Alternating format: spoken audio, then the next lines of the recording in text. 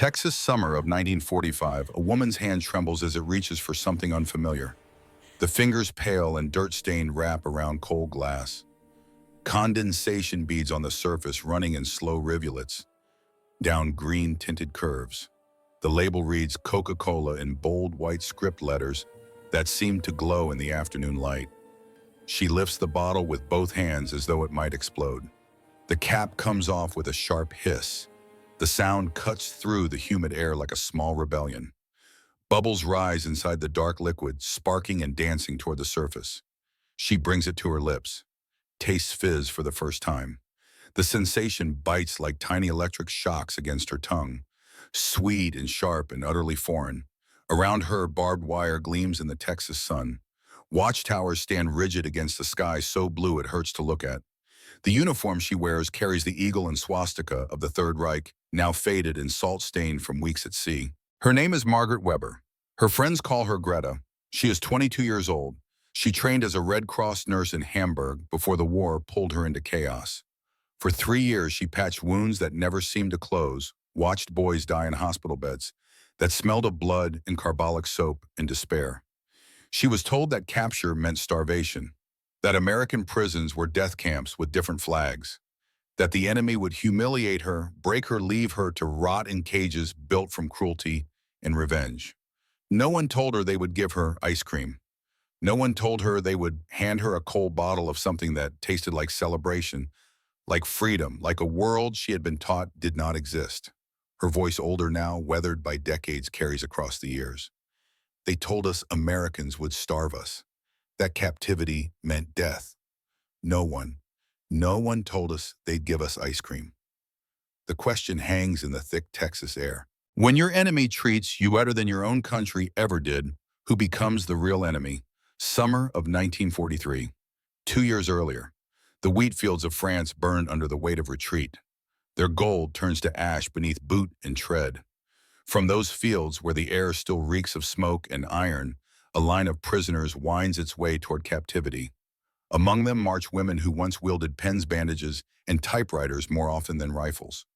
Their uniforms still carry the sharp creases of bureaucracy, but their eyes carry the fatigue of endless war. Margaret Weber keeps her gaze fixed forward. The tight braid at her nape prickles with sweat.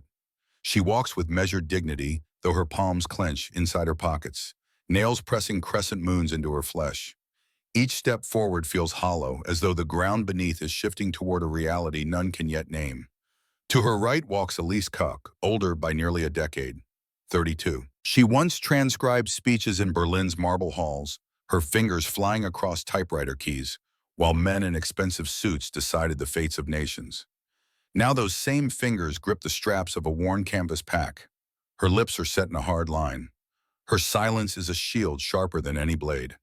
The women whisper among themselves as they walk. Rumors spread like contagion through the ranks. American prisons are worse than Russian camps. They will chain us in dark cells and throw away the keys. They will take everything. Our names, our dignity, our lives. The train that carries them west rattles with uncertainty. Its windows offer flashes of the world beyond barbed wire. Children chase chickens in dusty yards. Farmers bend their backs to soil that doesn't care who wins the war. Life continues ordinary and strange while the prisoners hurtle toward the unknown.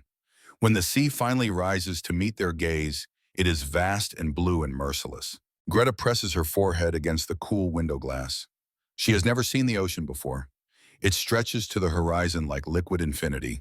She thinks of her mother back in Hamburg, thinks of the letters that arrived less and less frequently, each one thinner than the last, the paper rough, the words more desperate. We are rationing everything now. 800 calories a day if we are lucky. Your sister faints at school. The twins cry from hunger. Bread is stretched with sawdust. We boil leather for soup. Greta closes her eyes. The guilt sits heavy in her chest. Elise's voice cuts through her thoughts, low and hard. Do not expect mercy. They will try to break us. That is what enemies do. Greta nods but says nothing. What is there to say? They have all been prepared for this. Their officers drilled it into them during training. The Americans are soft, yes, but that softness hides calculated cruelty. They will smile while they starve you. They will offer false kindness to extract information.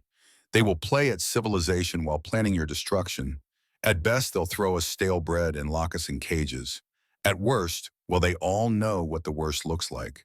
They have seen the propaganda films, the photographs, the stories whispered in the dark. The ship crosses the Atlantic in 12 days. 12 days of gray waves and gray skies, and the gray faces of women who have stopped speaking. They huddle in the hold, sharing body heat, sharing fear. When they finally reach American soil, it is summer. The heat is different here, wet and heavy like breathing through cloth. They are herded onto trucks, driven through countryside that seems impossible in its greenness. Texas. Someone says the word like a prayer or a curse. The trucks rumble down roads that stretch straight as ruler lines. The landscape is flat and endless, nothing like the rolling hills of Germany. Nothing like the bombed-out cities they left behind. Here, cattle graze in fields that go on forever. Barns stand red and proud against the horizon. The sky is so wide it makes Greta dizzy. Then the camp appears. Greta's breath catches. This is wrong. Everything about it is wrong. The fences gleam in the afternoon sun, barbed wire pulled taut against posts painted white. Watchtowers stand at each corner. Yes, but they look almost decorative in the golden light. Within the walls, she can see order. Wooden barracks painted with precision. Laundry lines strung neatly between buildings. Flowers. Actual flowers growing in small beds near the entrance. In the distance, she hears something that makes no sense at all. The crack of wood against lather. Laughter. The sound of men shouting in English, not in anger but in play. This is the trick, Elise hisses beside her. They make it look pleasant, but the cruelty is hidden. It always is. The women are led through the gates. Guards stand at attention, rifles slung over shoulders, but their faces show no malice. Some look bored, some look curious. One young guard chews gum with his mouth open, watching the prisoners with the same mild interest he might give to cattle being unloaded at market. They are processed, names recorded, photographed, issued bedding and basic supplies. The routine is efficient but not harsh. No one shouts, no one strikes them. The guards speak in calm voices, gesturing toward buildings explaining rules that seem almost reasonable. You will work. You will be paid in camp currency. You will receive 3 meals a day. You will attend roll call morning and evening. You will be treated according to the Geneva Convention. The words sound like lies. They must be lies. But then comes the mess hall. Greta's first sight of it almost undoes her composure entirely. The building is large and clean. Long tables run in neat rows. The floor is swept. The windows let in afternoon light that makes everything glow. But it is not the structure that stops her heart. It is what she sees inside. A machine hums softly in the corner, pale and cream-colored. A guard stands beside it, scooping something white and frozen into bowls. The bowls are handed to prisoners already seated. Men in khaki uniforms laugh as they eat. Their faces show pure, uncomplicated joy. Ice cream. The word surfaces in Greta's mind like something from a fairy tale. She has not seen ice cream since before the war. Even then, it was a rare luxury, something saved for special occasions, for birthdays and holidays that seemed like they belonged to a different lifetime. But here it sits on metal trays, scooped in generous portions, melting slowly in the heat, available to prisoners, to enemies. Her eyes track across the tables. On each one stand bottles, dark glass catching the light, rows and rows of them. The label is unmistakable. Coca-Cola. She has seen that script before, years ago, in a Berlin cafe where diplomats gathered. It was smuggled goods then, forbidden, American, a symbol of the decadence they were taught to reject. Now it stands openly, bottles sweating with condensation, within reach. A trick, Elise says. Her voice shakes with barely contained rage. Propaganda. They want us to think they're merciful. Yet even as she speaks, Greta sees Elise's eyes linger on the sweating glass, sees the way her throat works as she swallows. Hunger does not lie. Thirst does not care about ideology. A guard steps forward. He is young, maybe 28. His uniform is pressed but not stiff. His face carries no cruelty. When he speaks, his voice has the rounded vowels of the American Midwest. The sounds are familiar somehow, like an echo of something Greta heard long ago. Welcome to Camp Swift, he says in careful accented German. My name is William Schmidt. You can call me Bill. You'll be assigned bunks and given an orientation. If you have questions, you can ask any guard. We're here to make sure you're treated fairly. His German is clumsy but sincere. Greta stares at him. Schmidt, a German name. But his accent is purely American. She does not understand what she is seeing. Bill hands out trays with careful detachment. When it is Greta's turn, their eyes meet. She searches his face for hostility, for triumph, for the gloating victory of a captor over the captured. She finds none of it. Instead, she sees something that terrifies her more than hatred ever could. She sees patience, curiosity, a silent invitation to see beyond suspicion. Behind Bill stands another man, older, 42 maybe. His uniform carries the insignia of a captain. His arms are folded across his chest. The brim of his cap shadows a face that might be smiling, might not. Hard to tell. Captain Robert Hayes. He has overseen hundreds of arrivals. Stood at this exact spot and watched each group step through the gates with dread carved into their posture. He knows this moment well. The disbelief, the guarded awe, the way propaganda unravels in the face of something as simple as a hot meal. He often says to his men, though, the prisoners do not know this yet. We fight wars with bullets, but we win them with hamburgers. The women are given their trays. The weight is substantial.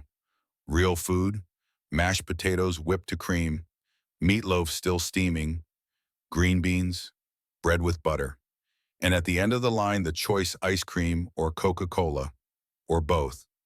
Greta stands paralyzed. The tray feels like evidence of something impossible. She looks at Elise, whose face has gone pale.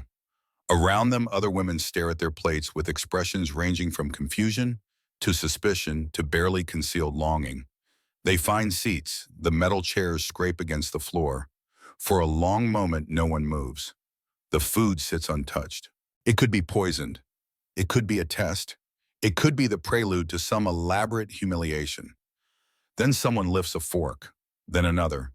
Then the dam breaks and they are all eating. Not slowly or carefully, but with the desperate hunger of people who have forgotten what fullness feels like. The mashed potatoes are smooth and rich. The meatloaf has flavor, actual spices, not just salt and hope. The bread is soft. The butter is real. Greta's first spoonful of ice cream passes her lips like a dream she is afraid to swallow. Vanilla. The word forms in her mind. Soft, almost romantic.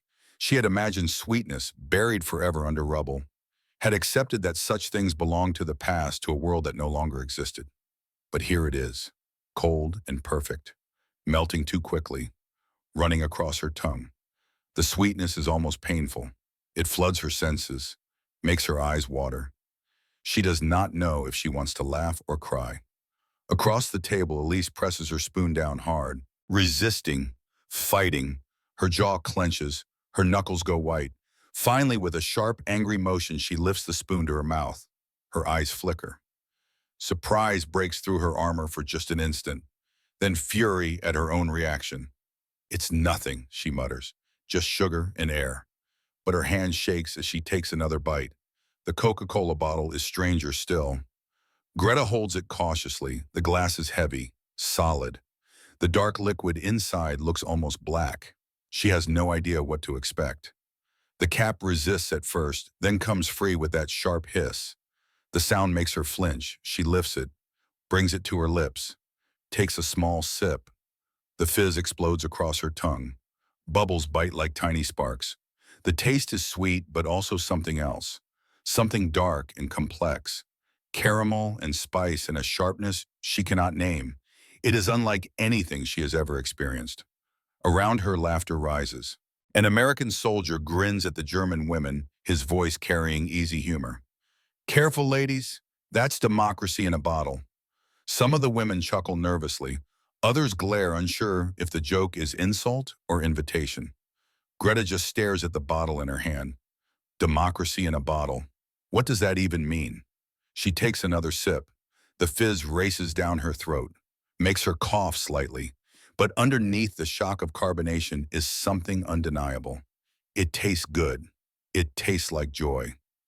She finishes the bottle, slowly savoring each sip, guilt rising with every swallow. She thinks of her mother rationing herself to keep the youngest children alive, thinks of her sister fainting at school, thinks of the twins crying from hunger. And here she sits, in a prison camp, drinking Coca-Cola. The contradiction is unbearable. That night, lying on a cot that has actual sheets in a barracks that has electricity and running water, Greta listens to the sounds of the camp settling into darkness. Women whisper to each other. Some cry softly, some pray. In the distance, she hears that machine humming, the ice cream maker, steady as a heartbeat. The sound should be absurd, should be offensive, should remind her that she is still a prisoner, still an enemy, still trapped behind wire. Instead, it lulls her, threads into dreams of gardens and laughter and a time before the world caught fire. For the first time since capture, her fear loosens its grip. But just as she begins to drift toward uneasy sleep, a sound shatters the quiet. A guard shouts from the far side of camp, not in anger, in alarm. Boots pound against gravel, voices rise in sharp commands. Something has happened, something that breaks the strange peace of this impossible place. Women sit up in their bunks, eyes wide, hearts racing. Elise's voice cuts through the dark. There, you see, I told you.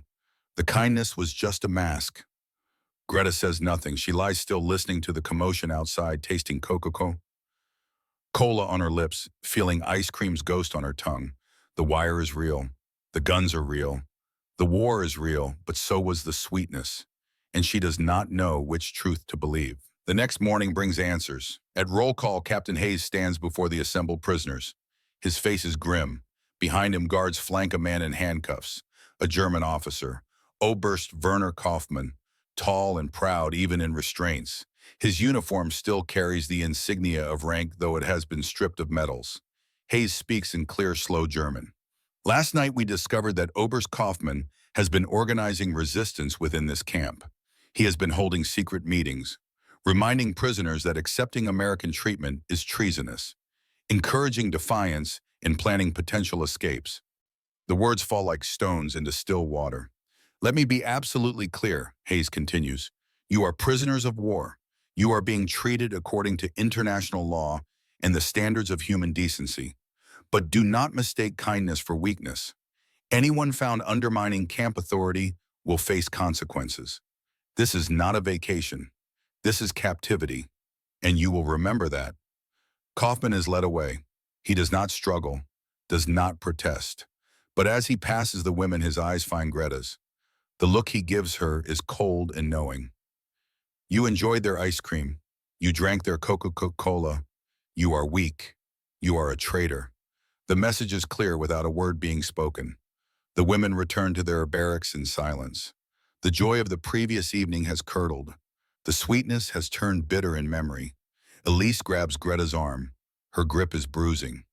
You see, her voice shakes with vindication. The sugar is only to dull your senses. The wire is the truth. The wire is always the truth. Greta pulls free.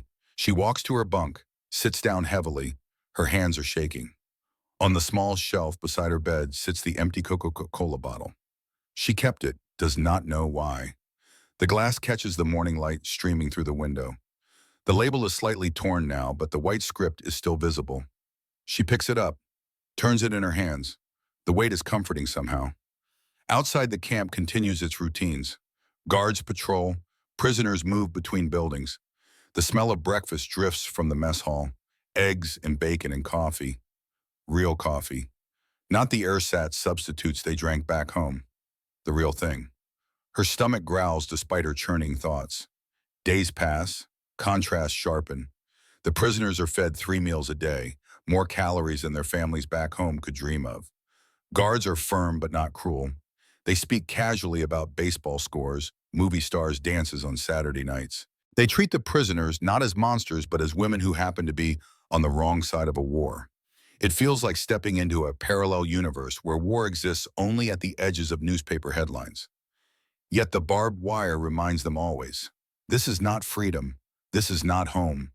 This is a gilded cage built from abundance instead of cruelty, but a cage nonetheless. Two factions begin to form. Elise gathers women around her. The Loyalists. They refuse to speak English beyond what is necessary. They eat quickly without enjoyment, treating meals as fuel rather than pleasure. They share stories of German victories, clinging to narratives that are already outdated, already proven false by the march of history. Better rubble than chains, Elise tells them. Do not forget who you are. Do not let them seduce you with sugar. But others begin to soften. They attend English classes offered by guards who seem genuinely interested in teaching. They ask questions about democracy, about elections, about what it means to have rights that cannot be taken away by a government. They allow themselves to sway when swing music drifts from the guard stations. They smile hesitantly at first when soldiers make jokes they do not quite understand, but recognize as attempts at connection rather than mockery. Greta finds herself caught between. Her heart pulls toward curiosity, toward the dangerous possibility that everything she was taught might be wrong. But guilt follows close behind, sharp as broken glass. A letter arrives, smuggled through channels censored heavily but unmistakably from home. Her sister's handwriting cramped and shaky. Mama rations herself to keep the youngest alive. She weighs 80 pounds now. We boil leather for soup. Greta, if you're eating real food there, please don't tell us. It would hurt too much to know. Greta folds the letter with trembling hands, hides it beneath her pillow where it burns like a hot coal even through layers of fabric. That evening, she goes to the mess hall, takes her tray, sits with the others. The food is good, always good. Chicken tonight, mashed potatoes, carrots, pie for dessert, apple pie with a flaky crust and cinnamon that makes her mouth water. She eats in silence. Every bite tastes like betrayal, yet she cannot stop. Her body demands fuel. Her hunger overrides her conscience. She eats until the plate is clean, then sits staring at the empty dish, hating herself. Elise watches from across the table, says nothing, but the judgment in her eyes speaks volumes. That night, Greta cannot sleep. She lies awake listening to the sounds of women breathing in the dark. The barracks smell of soap and clean linen. So different from the field hospitals where she worked, where the air was thick with blood and infection and death. She thinks about the wounded soldiers she treated. Boys, most of them. 18, 19, 20 years old. Blown apart by artillery, burned by fire, gutted by shrapnel. She held their hands as they died. Whispered lies about how it would be okay, how the pain would end soon, how they were heroes. She wonders where those boys are now, in graves dug by comrades, in mass pits covered with lime, in pieces scattered across battlefields that have already been forgotten. And she is here, in Texas, drinking Coca-Cola. The injustice of it crashes over her like a wave. She rolls onto her side, pulls the thin blanket up to her chin. Outside, a spotlight sweeps across the compound. The beam passes over the window, illuminating the room for a brief moment before moving on. In that flash of light, she sees the Coca-Cola bottle on her shelf. Still there, still empty, still catching the light like a promise she does not understand. She closes her eyes. Tomorrow will bring more questions, more contradictions, more moments where abundance and guilt war inside her chest. But tonight in the darkness, with the ice cream machine humming its strange lullaby through the walls, Margaret Weber allows herself a single dangerous thought. What if kindness is not a trick? What if enemies can be human? What if everything she was taught was a lie? The questions terrify her more than bombs ever did. Because if the answers are yes, then she must rebuild her entire understanding of the world. And she is not sure she has the strength for that. The camp settles into rhythms that feel like mockery. Breakfast at 7. The bell clangs across the compound, metallic and insistent. Women rise from cots lined with coarse blankets, their bodies still stiff with memory of marches and trains. But the air carries no scent of fear. Only the earthy promise of coffee brewing, the buttery drift of pancakes, the sweet maple tang of syrup being poured. For Greta, each step toward the mess hall is a negotiation between hunger and pride. Her stomach urges forward. Her conscience whispers caution. The war inside her never stops. Inside, the abundance remains obscene. Platters of scrambled eggs, their yellow bright as summer sunshine. Bacon strips crisp and glistening with fat. Toast stacked high butter, melting in golden pools. and always waiting like sentries at the end of every table, those bottles of Coca-Cola. The women accept their trays with the stiff posture of soldiers, but eat like the civilians they once were. Spoonfuls carried quickly to mouths as if afraid the bounty might vanish, as if someone might realize the mistake and take it all away. Elise remains a fortress. She eats deliberately, chewing with the slow disdain of someone who will not be conquered by sweetness. Her eyes linger not on the food but on the guards, studying their movements, searching for cruelty hidden beneath the smiles. She whispers sharp observations to anyone who will listen. The way that guard's hand rests on his rifle, the way the tower spotlight sweeps the yard in precise arcs each night, the way Captain Hayes watches them during roll call, his expression too neutral, too calculated. Do not forget, she says, a cage gilded in sugar is still a cage. Yet not all share her suspicion. In the afternoons after chores and roll call, the camp opens into something resembling normal life. The Americans organize classes, English lessons where guards patiently explain grammar that tangles the tongue, sewing workshops where women repair torn uniforms and learn to patch American denim, even lectures, democracy they call them, talks about government and freedom and concepts that sound like fairy tales. For the men held in separate compounds, there are labor details outside the wire, work in nearby fields, tasks that earn small wages in camp currency. But for the women, hours drift into strange freedoms. They braid one another's hair, stitch torn hems, sit by barracks windows to watch baseball games in the distance. The crack of the bat is foreign music, rhythmic and joyous. It echoes against the wire as if mocking its purpose. Greta finds herself captivated not by the rules of the game, which make no sense to her, but by its energy. She watches the players run in loops, their faces lit with laughter that seems to exist outside war, as if conflict is something happening on another planet, as if young men are allowed to simply play. One afternoon, Bill Schmidt stands nearby, his cap tilted back, sweat darkening the collar of his uniform. He notices her watching and approaches the fence, speaks in his halting, careful German. You see 3 strikes and you're out, but if you run fast, you are safe. The words carry an accidental poetry. Greta smiles despite herself. The expression feels foreign on her face. Muscles unused for so long they ache. Anna, overhearing from a few meters away, scoffs loudly. Safe, in this place. She turns away, but the corner of her mouth betrays a flicker of something. Envy, perhaps, at Greta's ease, at her willingness to engage. The split between them widens with each passing day. Numbers underpin the contradictions. Back home, ration books dictate lives. 800 calories a day if one is lucky. Sometimes less. Greta remembers her mother's letters. The ink smudged with desperation. Bread stretched with sawdust. Children fainting in schoolrooms. Women trading jewelry for potatoes. Here, prisoners consume more than 3,000 calories daily. Greta does the math in her head. Cannot help herself. Each bite of pie in the camp represents more nutrition than her entire family receives in a week. The guilt is physical, sits in her stomach like lead, makes the sweetness taste bitter. She writes letters home carefully.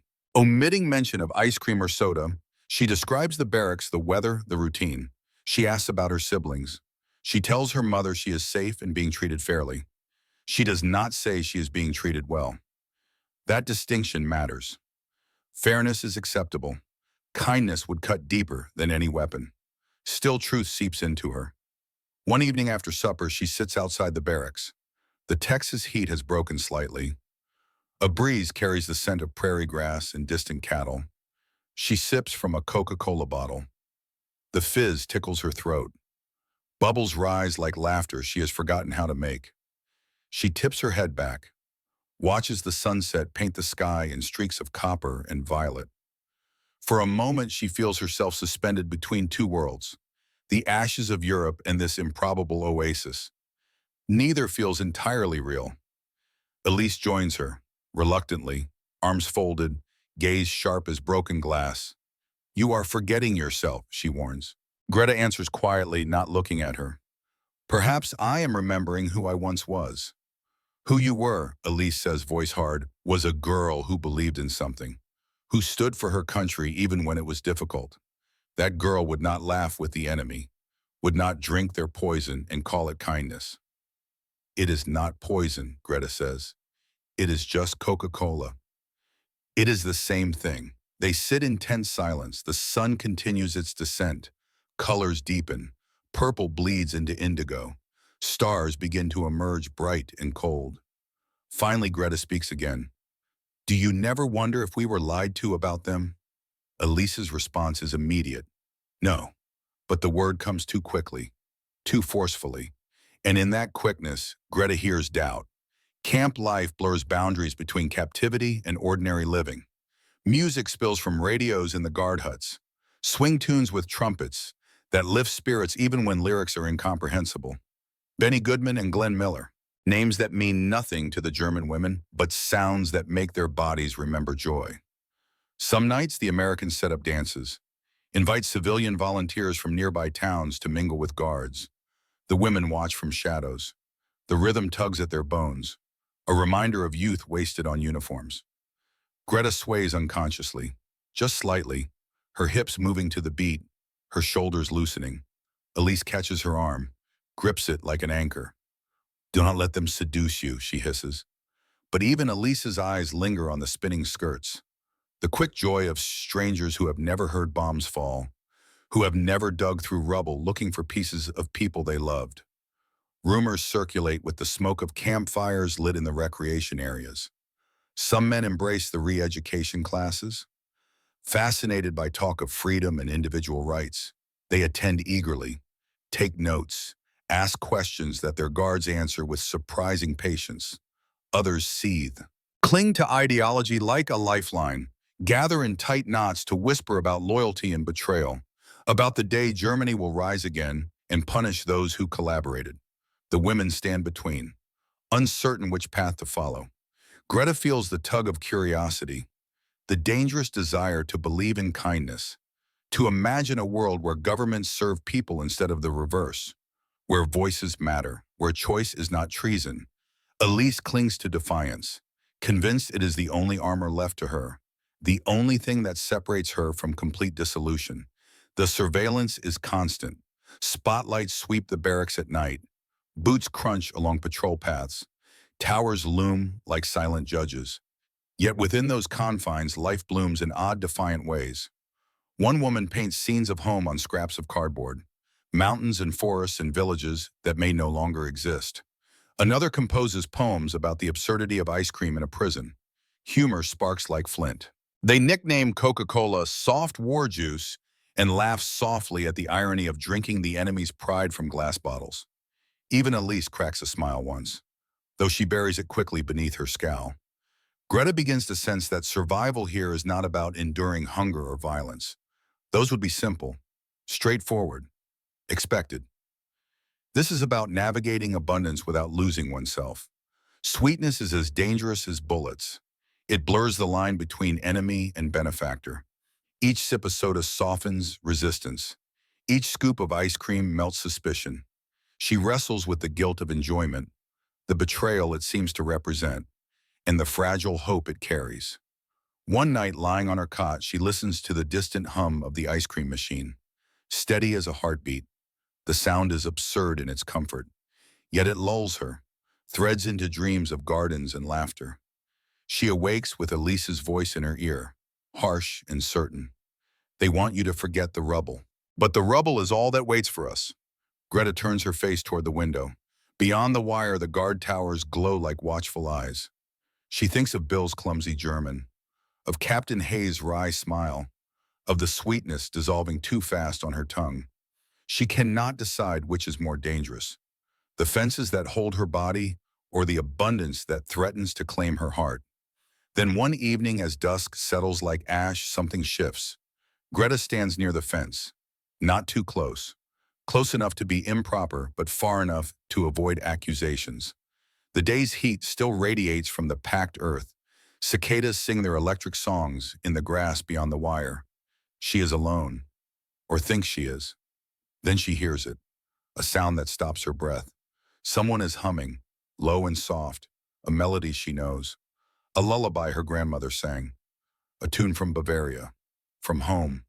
from a time before flags and uniforms and war. She turns slowly.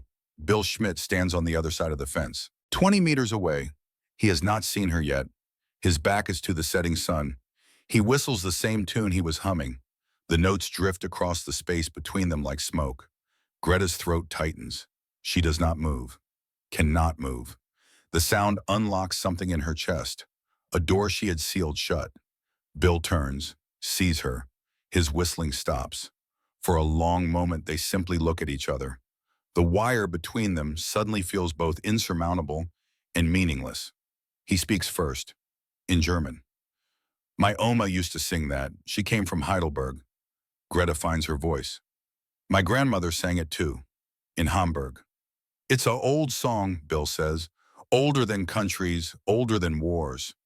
He walks closer to the fence, still keeping the proper distance, still aware that others might be watching. But his eyes hold hers. She never spoke about the war, he continues. The first war, I mean. She left Germany in 1920, came to Wisconsin, married my grandfather, had 5 children, worked in a bakery, made strudel that people came from 3 towns over to buy. Greta listens. Something in his voice makes her want to hear more. She died before this war started. I was 16. She held my hand and told me in German, because she never lost her accent. She told me, Menschen sind Menschen. People are people. No matter what uniform they wear, no matter what flag they salute. He pauses, looks down at his own uniform, the American eagle on his shoulder, the rifle slung across his back. I joined up in 1942. My friends were going, my brothers went. I thought maybe I would fight Germans and it would feel wrong, like fighting family. He looks up at her again. But then I got assigned here, to guard Germans. And I realized Oma was right. You're just people. Greta feels something crack inside her, a wall she did not know she had built. Does that make you a traitor? She asks softly. To your uniform, Bill considers this. I don't think so.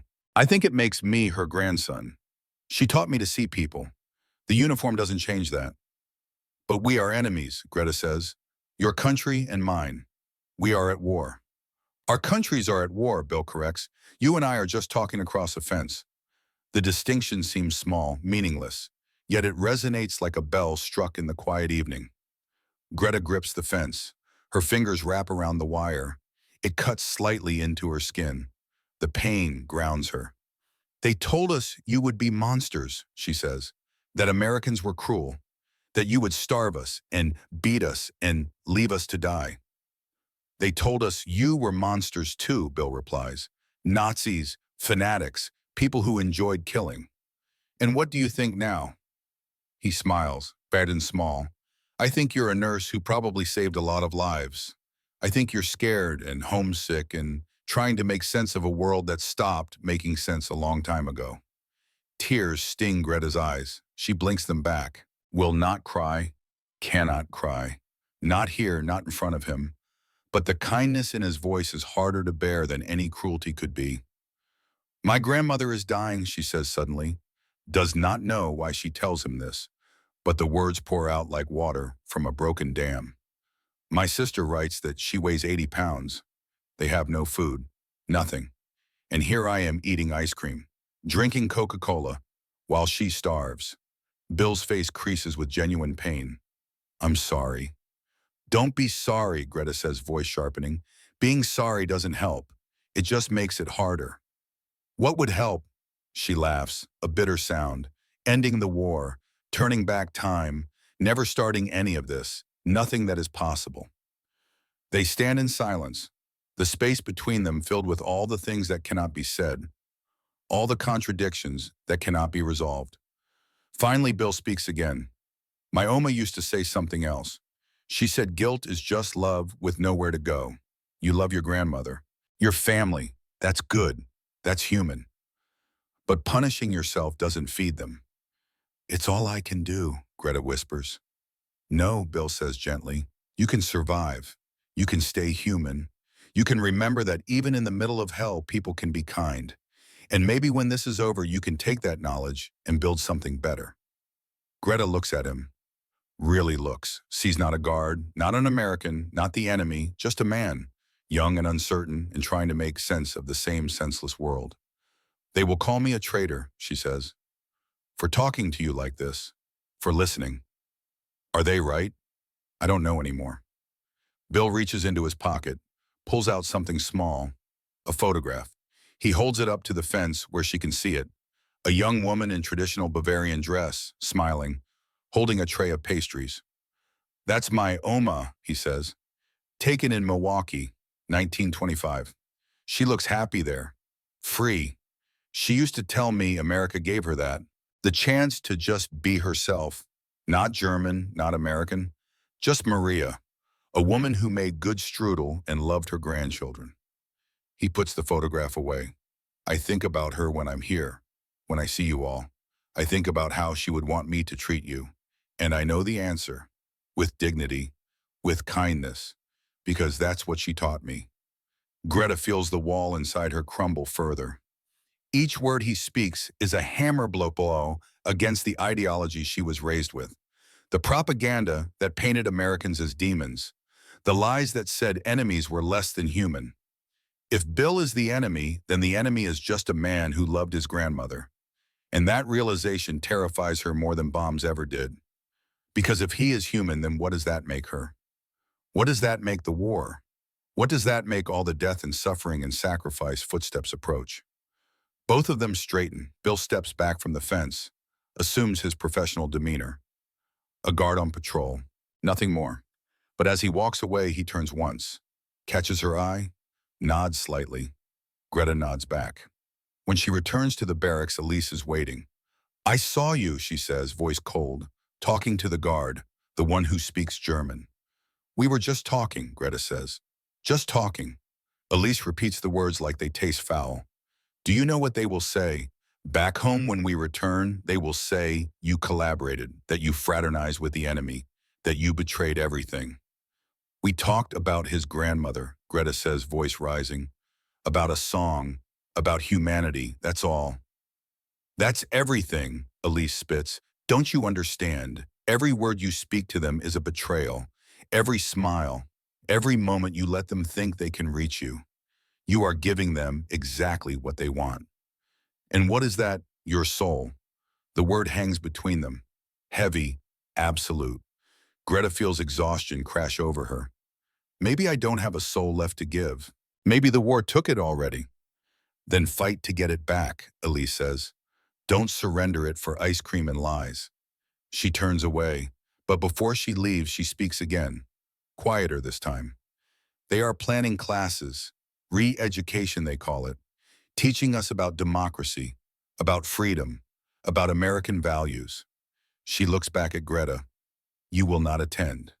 It is not a request, it is a command.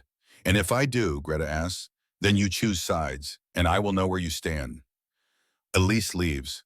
The door swings shut behind her. The sound echoes in the barracks like a judgment. Greta sits on her bunk. Her hands are shaking. She does not know if it is fear or anger or something else entirely. On the shelf beside her bed, the Coca-Cola bottle catches the last light of evening. Empty, but somehow still full of promise, of questions, of possibilities that should not exist. She picks it up, turns it slowly in her hands. The glass is smooth and cool. The label is faded now from handling, but the script remains visible. Democracy in a bottle. She thinks about Bill's grandmother, about a woman who crossed an ocean to find freedom, about strudel and grandchildren in the simple dignity of being human. She thinks about her own grandmother, dying in Hamburg, too weak to stand, too proud to complain. She thinks about the wire, and the sweetness, and the terrible, impossible choice she is being forced to make. Be loyal to the past or open to the future. Cling to hate or risk kindness. Stay safe in certainty or step into the terrifying possibility that everything she believed was wrong. Outside, night falls complete. Stars emerge, cold and distant and indifferent to the struggles of humans below. Somewhere in the camp, someone plays a harmonica. The tune is American. Something about home on the range. The notes drift through the darkness, lonely and beautiful.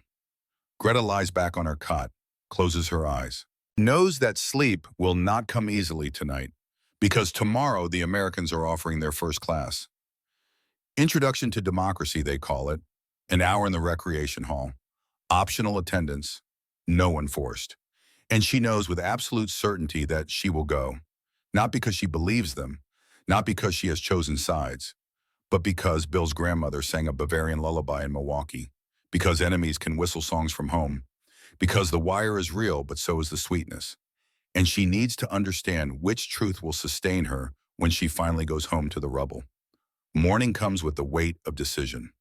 Greta stands outside the recreation hall. The door is open. Inside, she can see rows of chairs, a blackboard at the front, Captain Hayes standing beside it, his uniform pressed, his expression neutral, welcoming but not insistent. Other prisoners file in slowly, some curious, some defiant, some simply bored and looking for distraction from the monotony of captivity. Elise stands 30 meters away, arms crossed, watching.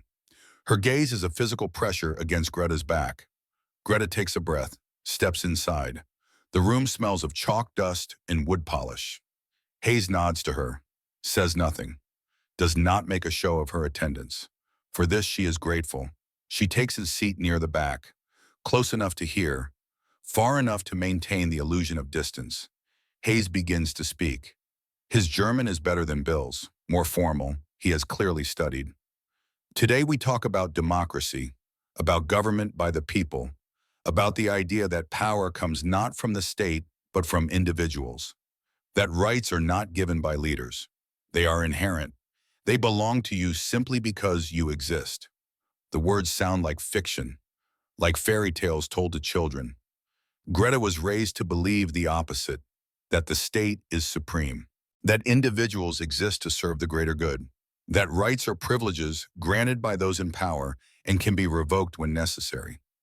Yet Hayes speaks with such conviction, such certainty, as if these bayans are not fantasy but foundation, as if entire nations have been built on this impossible premise. He draws on the blackboard, simple diagrams, government structures, checks and balances, separation of powers, concepts that tangle in Greta's mind like foreign grammar. In a democracy, Hayes says, you choose your leaders. If they fail you, you remove them. Peacefully, through votes, not through violence or revolution. The power always remains with the people. A prisoner raises her hand. Older woman. Frau Holtz. She worked in a factory before the war. But what if the people choose wrong, she asks. Hayes considers this. Then they learn. They choose differently next time. Democracy is not perfect. It is messy, chaotic. Sometimes people elect leaders who disappoint them. But the ability to correct mistakes without bloodshed, that is the strength, not the weakness. The conversation continues, questions and answers. Some prisoners engage eagerly. Others sit in hostile silence. Greta says nothing, just listens, absorbs, tries to reconcile these ideas with everything she has been taught.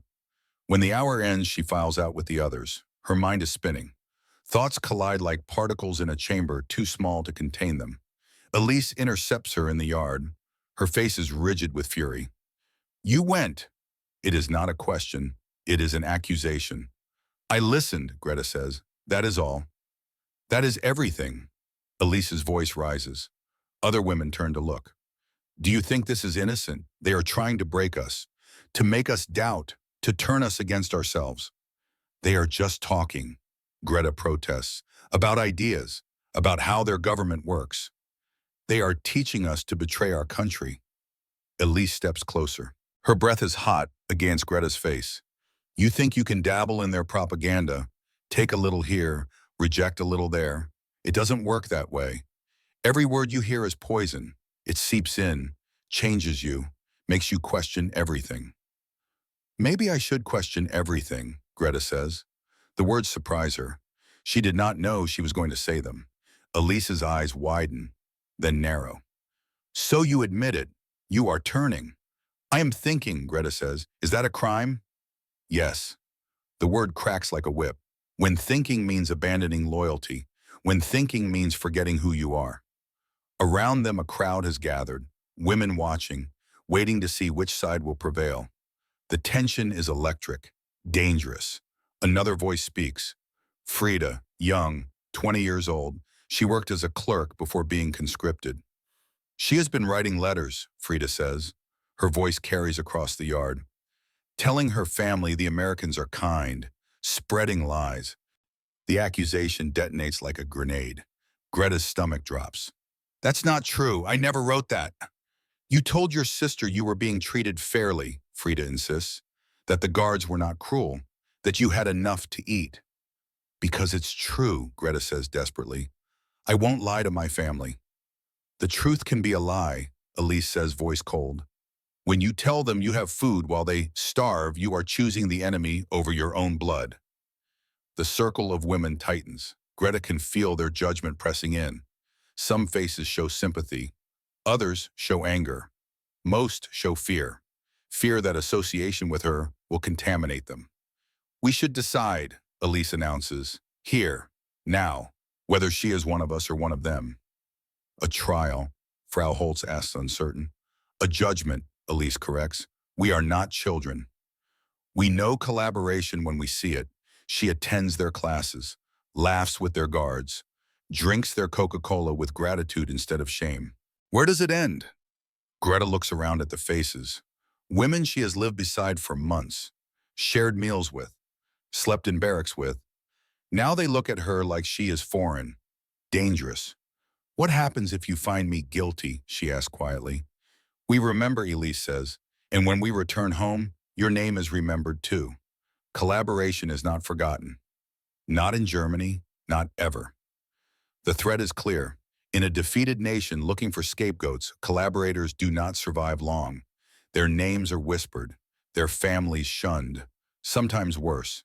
Greta feels the earth tilt beneath her feet. 3 days, Elise says. We give you 3 days to decide who you are. Then we vote. The crowd disperses slowly, uncomfortable, unsure if what just happened was justice or cruelty. Greta stands alone in the yard. The Texas sun beats down. Sweat runs down her back. Her hands shake. She has 3 days to prove her loyalty. But loyalty to what? To a regime that is collapsing? To a country that sent her to die?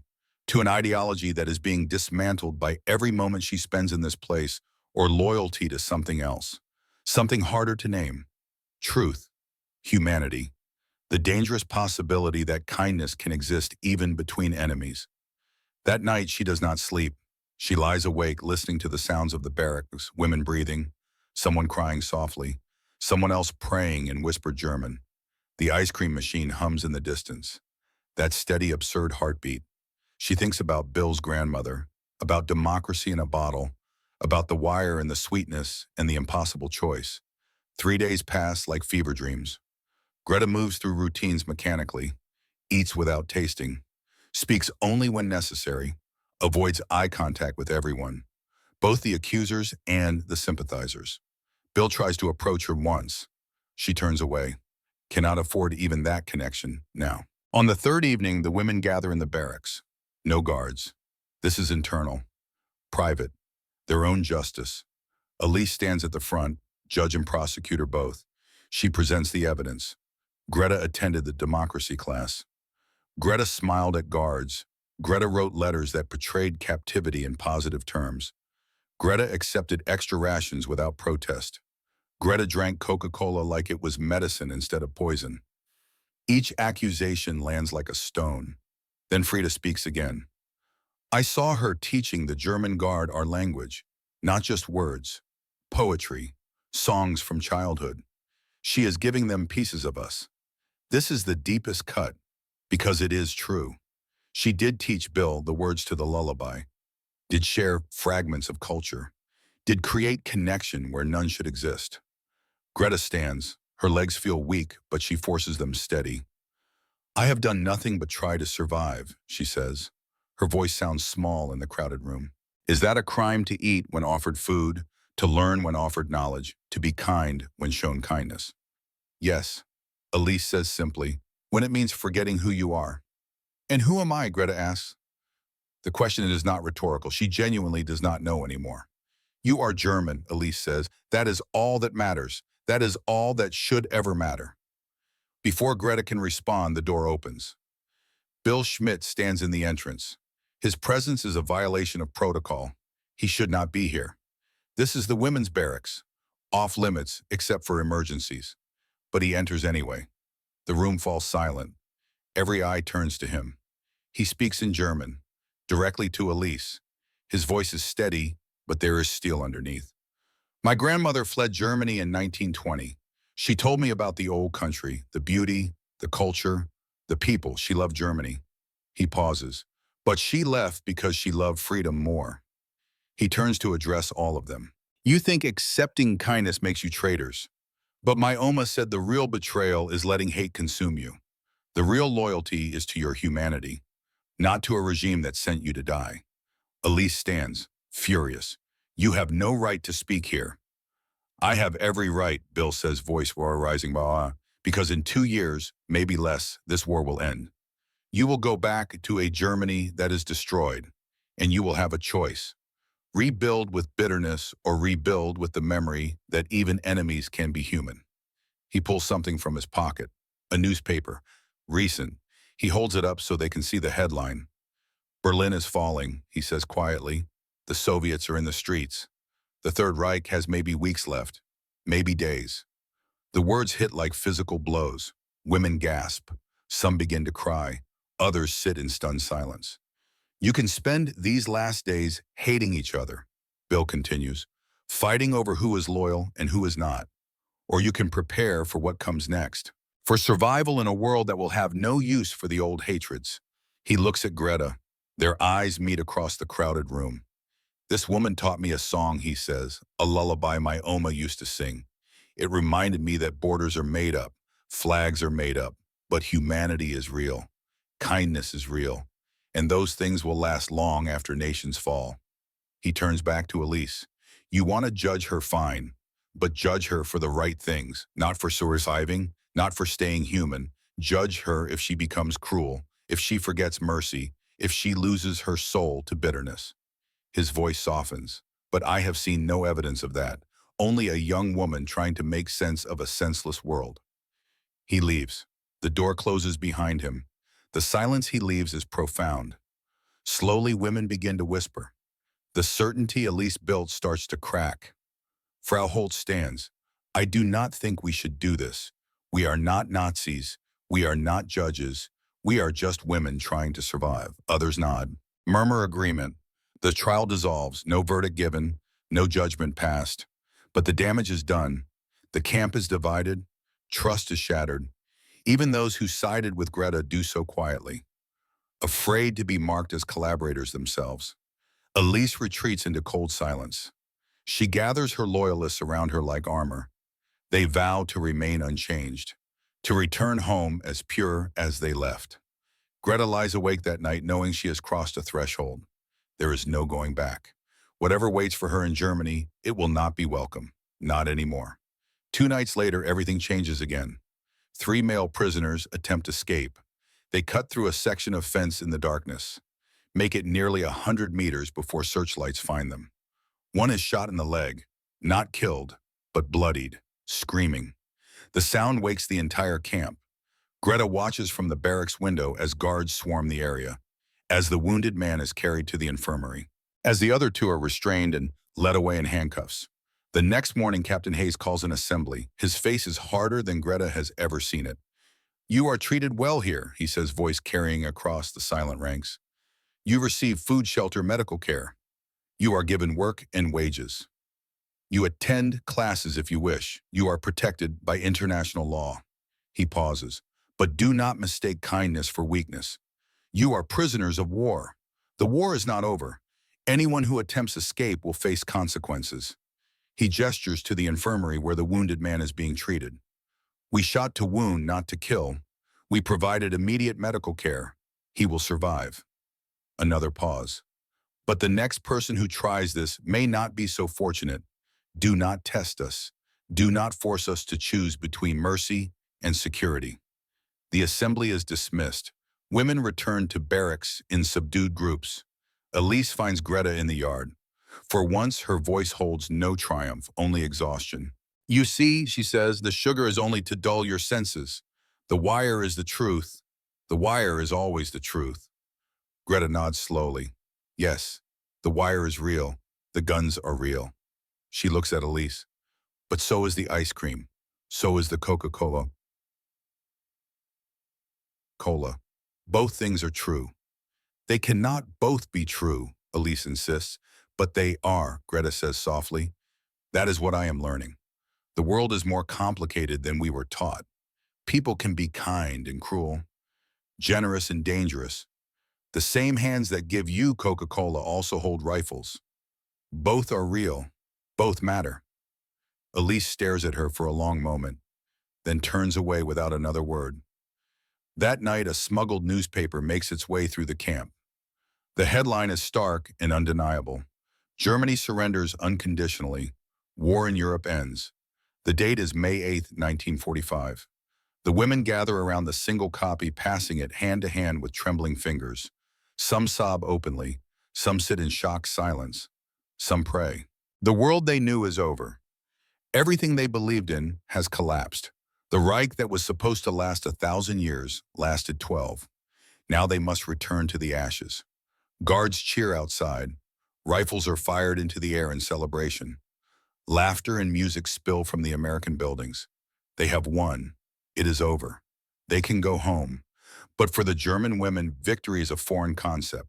They have only defeat, only ruin waiting across an ocean, only the certainty that the homes they left no longer exist. Greta sits on her bunk, the newspaper clutched in her hands. She should feel something. Relief, grief, fear. But there is only numbness, a vast emptiness where emotion should be. Elise appears beside her. Her face is gray, older suddenly, as if the news has aged her a decade in minutes. They will send us back now, she says. Her voice is hollow. Back to nothing. All this, she gestures at the barracks, at the camp, at the abundance they have lived in for months, was only a performance. Now it ends, and the real suffering begins. That night, Greta hears sounds from Elise's bunk, soft, almost inaudible, but unmistakable, crying. She rises quietly, approaches, sits on the edge of Elise's cot. In the darkness, Elise's armor finally cracks completely. My son, she whispers, 4 years old when I left. I don't even know if he is alive. She pulls something from beneath her pillow, a small locket, opens it. Inside is a photograph so worn it is barely visible. A boy with light hair, smiling. Klaus, she says. I named him after my father. He had just learned to write his name. He wrote it for me on a piece of paper. I kept it. But I lost it somewhere. Between France and here. I lost the last thing I had of him. Her body shakes with sobs she has held for years. All the hardness melts away. Beneath the ideology and anger is just a mother terrified for her child. Greta holds her while she weeps, says nothing. There are no words that can help. In this moment, their division dissolves. They are not collaborator and loyalist, not German and German, just two frightened women going home to uncertainty. I have been so angry, Elise says finally, at you, at them, at everyone, because anger was easier than fear, easier than admitting I might never see him again. I know, Greta says. Do you think he remembers me? Elise asks, voice like a child's. Yes, Greta says, though she has no way of knowing. Children remember their mothers, always. They sit together until dawn begins to lighten the sky. Orders come quickly after that. The women will be repatriated within 2 weeks. They will board ships at Galveston, sail back across the Atlantic to whatever remains of Germany. They pack their meager belongings, letters, scraps of fabric, sketches made during idle afternoons, proof that they existed, that they survived. The barracks that once hummed with routine now tremble with anticipation and dread. On their final evening, the Americans hold one last supper. The mess hall is transformed, tables covered with white cloth, more food than Greta has ever seen in one place. Roast chicken, buttered corn, fresh bread, pies. So many pies, apple and cherry and pecan. And in the center of each table, arranged like offerings, bottles of Coca-Cola gleam in the light. The women enter slowly, unsure if this is kindness or mockery. unable to bridge the chasm between these full plates and the starvation they know waits across the ocean. Captain Hayes stands at the front, raises his voice. Ladies, tomorrow you go home. Tonight we share a final meal, not as captors and prisoners, but as humans who survived a terrible war together. He pauses. May this meal remind you not of captivity, but of possibility. May it remind you that even enemies can break bread, and that the world, when we let it, can be more generous than we imagine. He lifts a bottle of Coca-Cola to the end of war and to the hope that peace brings. The women sit. For a long moment, no one moves. Then slowly, Greta reaches for her bottle, unscrews the cap. The hiss echoes in the silence, sharp and final. Others follow, one by one, until the hall fills with the chorus of fizzing glass, a strange symphony of endings and beginnings. Greta takes a sip. The bubbles race across her tongue, familiar now, but still startling, still sweet, still carrying that promise she cannot quite name. She thinks of her mother likely dead by now, of her sister raising children in rubble, of letters that stopped coming, of hunger that will greet her when she steps off the ship. She thinks of Bill's grandmother and her strudel, of democracy that sounds like fiction, of guards who whistle Bavarian lullabies, of the wire that was real and the kindness that was also real. This sweetness is not just sugar, it is memory, choice, a fragile possibility of life after ruin. Across the hall, Elise sits rigid, refusing her bottle, arms crossed, eyes blazing with old defiance. But as silence stretches and the meal continues and laughter begins to rise cautiously from some tables, Elise reaches out suddenly, her movements sharp with anger. She unscrews the cap with a violent twist, lifts it high. For Germany, she says, voice bitter, and drinks deeply. The gesture is both surrender and rebellion, an admission that even she cannot resist the pull of sweetness, though she cloaks it in patriotic rage. Dawn arrives with trucks rumbling into the compound. Women file out, breath clouding in cool morning air, belongings bundled tight. They line up for the last time. The last roll call. Guards stand at attention along the path to the vehicles. Their faces are solemn now, stripped of celebration. This is goodbye, an ending that carries weight. Captain Hayes stands at the gate, hands clasped behind his back, eyes scanning each woman as if memorizing faces he will never see again. When Greta passes, he gives a single nod. Acknowledgement, farewell, perhaps a silent wish for her survival in the ruins. Before boarding, each prisoner is handed a final gift. One bottle of Coca-Cola. The glass is cold against Greta's palm. Condensation wets her skin. She holds it with both hands. This small thing, this symbol, this promise made of sugar and carbonation in the memory of kindness. Around her, women clutch their bottles with the reverence reserved for relics. Even the loyalists, even those who swore they would forget this place the moment they left. Elise sneers as she takes hers, mutters that it is nothing, just sugar water, just propaganda, but her grip is tight, as if she is afraid someone might take it from her. Bill appears as Greta climbs into the truck. He presses something into her free hand, a photograph, himself in uniform. On the back, written in careful German, "You will see America again one day, and when you do, you will be free to choose who you want to be." Their eyes meet, no words, just understanding that transcends wire and war and all the ideologies that tried to keep them apart. The trucks rumble forward, carrying them toward ships, toward ruin, toward futures none can yet imagine. Greta sits with the bottle pressed to her chest. The engine's hum vibrates through her bones. She closes her eyes, thinks of ice cream melting, swing music drifting through wire, laughter that returned when she least expected it. She thinks of her family, of hunger, of rebuilding. She thinks of the hiss when the cap came off, the fizz that rose like a promise. As the camp recedes into distance, fences shrinking against the horizon, she understands. The war carves scars she will carry forever. But in her hand, she holds something else. A memory of sweetness in the midst of ruin. Proof that even in chains, she glimpsed another world. She lifts the bottle to her lips, takes one last sip before saving the rest. It burns and sparkles, too sweet and too fleeting. a taste that will haunt her long after the glass is empty. In that moment, as dawn splits the horizon with light, Greta realizes this is not an ending. It is a threshold. The wire no longer holds her. The true test waits beyond. Chicago, Illinois, 1985. An elderly woman walks through a grocery store. Her cart is nearly full, bread and milk and vegetables, the ordinary supplies of an ordinary life. She stops at the soda aisle, reaches for a glass bottle of Coca-Cola. Her hands are wrinkled now, liver spotted, but steady. The cashier smiles as she checks out. "Big anniversary sale on those today," she says. "Been drinking Coke long." The woman's smile is small and distant.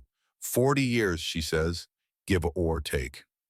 She drives home through Chicago streets, parks in front of a modest house with a well-kept garden, lets herself inside. On her desk in the small office, where she keeps her nursing certificates and family photographs, sits an empty Coca-Cola bottle, 1945 vintage. The label faded to near invisibility, but she knows every curve, every scratch in the glass. Beside it, a photograph, a young man in American uniform. The writing on the back is still legible after all these years. Margaret Weber once called. Greta opens the fresh bottle, that familiar hiss. 4 decades later, and the sound still makes her breath catch. She sits, sips slowly, remembers. She returned to Hamburg in June 1945. Her mother had died 3 weeks before. Her sister was raising 2 children in a bombed-out building. For 5 years, they lived on scraps, on hope, on the kindness of strangers. In 1950, she applied for immigration to America. Used Bill's letter as a reference. It took 11 months, but the visa came. She arrived in New York Harbor in 1951. First thing she did was buy a Coca-Cola from a street vendor. Drank it watching the Statue of Liberty. Cried like a child. She became a nurse in Chicago. Married a teacher named James. Good man. Never asked too much about the war. They had 2 daughters, grandchildren now. For 40 years, she kept that photograph, kept that bottle, reminders of the moment she learned enemies could be human. The phone rings. She answers. "Mrs. Weber, this is the Continental Hotel. We wanted to confirm your reservation for the reunion next week." "Yes," she says, "I'll be there." Former POWs and American Guards, 40th anniversary reunion. She has been gathering courage for months, wondering if he will be there, if he even remembers her, if the connection she felt was real or just the desperation of captivity creating meaning where none existed. The week passes slowly. She packs carefully. The photograph, a copy of the letter. And on impulse, she wraps the empty bottle in tissue paper, packs it gently in her suitcase. The hotel ballroom is full of old faces trying to recognize each other through 4 decades of aging. Name tags help, handshakes and embraces and tears. She scans the room, heart pounding harder than it should. She is 70 now, too old for this kind of nervousness. Then she sees him, William Schmidt, now 68, gray-haired but unmistakable, wearing his old uniform. The patch is faded, but the fit still good. Their eyes meet across the crowded room. She walks toward him slowly. He does the same. They meet in the middle. For a moment, neither speaks. Then Bill smiles. That same gentle smile. "Ich wusste du würdest kommen," he says in German. "I knew you would come." Her voice breaks. "I never stopped looking for you." They embrace. 2 old friends once divided by wire. Now just 2 survivors who helped each other stay human. They find a quiet corner. Sit with coffee and pastries neither really wants. Talk for hours. He stayed in the military, retired as a colonel, married, 3 kids, lost his wife to cancer 5 years ago, lives in Wisconsin now, near where his grandmother's bakery used to be. She tells him about Hamburg, about the rebuilding, about nursing and her family, and the life she built from ashes. "I tried to find you," Bill says, "after the war, but the records were chaotic. So many displaced people. I didn't know if you survived." "I almost didn't," she admits. "The first years were hard, very hard." "Did they?" He pauses. "Did people call you a collaborator?" She looks down at her coffee. "Some did. My sister defended me, said I survived with dignity. That was enough for most. But there were whispers, always whispers. I'm sorry." "Don't be." She looks up. "You taught me something important. that surviving with humanity is not betrayal, it's victory. She reaches into her bag, pulls out the tissue-wrapped bottle, unwraps it carefully. Bill's eyes widen. You kept it. 40 years, she says, on my desk. A reminder. Of what, she considers this, that enemies can whistle lullabies, that kindness can exist even in captivity, that the world is more complicated and more generous than we are taught. Bill reaches out, touches the bottle gently. My Oma would have liked you. I wish I could have ever met her. They sit in comfortable silence. The party continues around them, old soldiers and former prisoners finding common ground and shared history. Finally, Greta speaks again. I need to tell you something. About Elise. Bill listens as she explains. How Elise returned to East Germany. How Greta tried to find her for decades. How in 1982 a letter arrived. She died the year before, but her son wrote to me. Klaus, he's alive. A teacher in Dresden. She smiles through sudden tears. He said his mother never stopped talking about the girl who chose kindness over loyalty. He said she kept her Coca-Cola bottle too, hidden in a drawer. He didn't understand why until he read her journals after she died. What did the journals say? That she was wrong, that she let bitterness poison her for years, that she finally understood late in life that staying human was not betrayal. Greta wipes her eyes. She wanted me to know she understood, that she forgave me, that she hoped I could forgive her. Bill takes her hand, says nothing. Sometimes silence is the only adequate response to grief and grace intertwined. As the evening winds down, organizers gather everyone for a final photograph. Former guards and former prisoners standing together, smiling, arms around shoulders that once belonged to enemies. Greta stands beside Bill, holds the empty bottle in one hand, his arm around her shoulders. The flash goes off, capturing this moment, this impossible moment, where wire and sweetness both existed and both mattered. Later, back in her hotel room, she opens the fresh Coca-Cola she bought from the vending machine, takes a sip, that same fizz, that same sweetness. She thinks about the girl she was, 22 and terrified, caught between loyalty and humanity, between hate and hope. She thinks about the woman she became, nurse and immigrant and survivor, someone who chose possibility over certainty, kindness over bitterness. She thinks about all the people who said she was wrong, who called her traitor, who insisted that accepting the enemy's generosity was unforgivable. And she thinks about Bill's grandmother, about Strudel in Milwaukee and the simple truth that people are people. She finishes the Coca-Cola, sets the empty bottle beside its 40-year-old twin on the desk. 2 bottles now, 2 eras, the same promise. Outside her window, Chicago glows with evening lights. Somewhere in this city, her daughters sleep in their own homes. Her grandchildren dream their innocent dreams. The life she built continues, thrives. The wire no longer holds her, has not held her for 4 decades. But that taste, that sweetness, that moment when enemies became human and the world revealed itself to be more complex and more beautiful than propaganda ever allowed. Oh, she never stopped chasing it, and she never will. Because sometimes the greatest weapon is not a bomb or a bullet or a belief. Sometimes it is a bottle of Coca-Cola and the courage to share it.